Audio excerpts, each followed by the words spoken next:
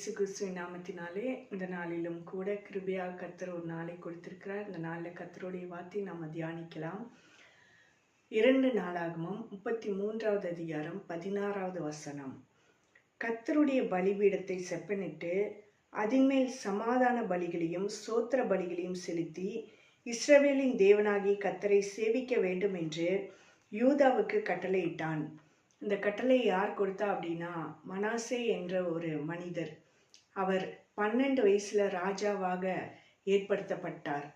ஆனால் அவர் பார்த்தீங்கன்னா ஜனங்களை எல்லாம் வழி தப்பி போகும்படியாக பொல்லாத வழிகளை காட்டினார். கர்த்தரை தேடாதபடிக்கு அவர்களெல்லாம் தவறு செய்யும்படியாக தவறான வழிகாட்டுதலை அவர் கொடுத்தார். தன்னுடைய வாழ்க்கையிலும் சரியான பாதையில் அவர் செல்லாததுனால ஜனங்கள் எல்லாம் வழி விலகி கர்த்தரை தேடாமல் வாழ்ந்து கொண்டிருந்தாங்க தங்க இஷ்டம் போல. அந்த சூழ்நிலையில ஆண்டவருக்கு கோபம் வந்து அவர் எச்சரிப்பின் சத்தத்தை கொடுத்த போதும் இந்த ராஜாவும் அந்த எச்சரிப்பின் சத்தத்தை கேட்கல, ஜனங்களும் கேட்கல. அந்த சூழ்நிலையில என்ன ஆகுதுன்னா, பாபிலோன் தேசத்துக்கு சிறைப்பட்டு போகும்படியாக கர்த்தரே இந்த மனாசேயை ஒப்பு கொடுக்கிறார்.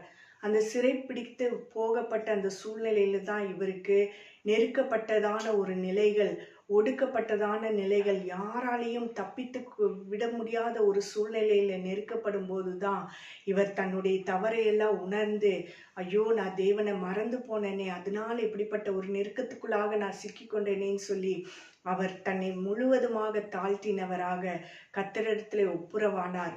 தன்னுடைய தவறை உணர்ந்து தன்னை செப்பனிடும்படியாக அவர் கர்த்தருக்கு முன்பதாக ஒப்பு கொடுத்தார். ஆண்டவரை நோக்கி கூப்பிட ஆரம்பிச்சார். அப்போ பார்த்தீங்கன்னா கர்த்தர் அவருடைய உண்மையான சூழ்நிலையை அறிந்து அவரை விடுதலையாக்கி மீண்டுமாக அந்த ராஜ்ய பாரத்தை அவர் கரத்திலே கொடுத்தார்.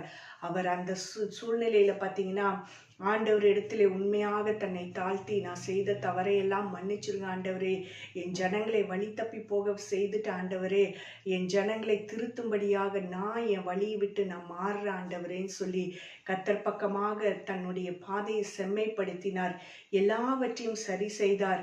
அவருடைய மனமாற்றத்தை பார்த்ததான ஜனங்களுக்குள்ளாகியும் ஒரு மனமாற்றம் உண்டாச்சுங்க.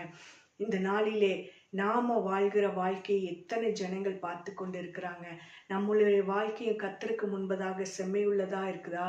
நாம மற்றவர்களுக்கு பொல்லாப்பான வழிகளை காட்டி கொண்டு இருக்கிறோமா, நல் வழிகளை காட்டி கொண்டு இருக்கிறோமா? கர்த்தர் கிருபையாக இந்த நாளை கொடுத்திருக்கிறார்.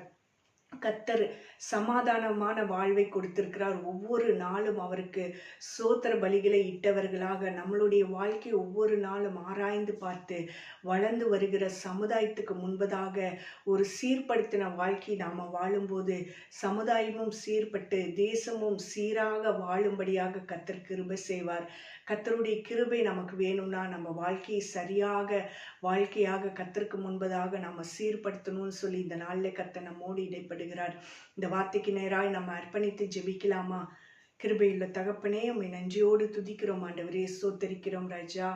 அப்பா, எங்களுடைய வாழ்க்கை சரியான வாழ்க்கையாக கர்த்தருக்கு முன்பதாக செம்மையான வாழ்க்கையாக இருக்குதான்னு சொல்லி எங்களை நாங்களே ஆராய்ந்து பார்க்கும்படியாக இந்த தருணத்தை எங்களுக்கு கொடுத்திருக்கிறீங்க ஆண்டவரே.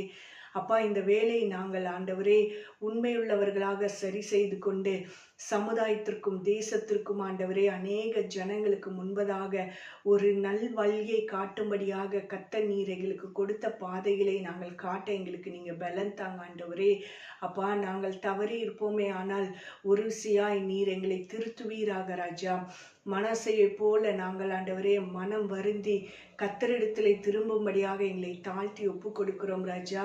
எங்கள் வாழ்க்கை சீராக்கி அநேக ஜனங்களுக்கு அது ஆசீர்வாதமாக இருக்க கர்த்தர் கிருபை செய்யுங்க என்று இயேசு கிறிஸ்துவின் நாமத்தினாலே தாழ்த்தி ஒப்பு கொடுத்து ஜெபிக்கிறேன் ஜீவனுள்ள நல்ல தகப்பனே, ஆமேன். கர்த்தர் தாமே இந்த வார்த்தையின்படியாக நம்ம இந்த நாள் ஆசீர்வதிப்பாராக. God bless you.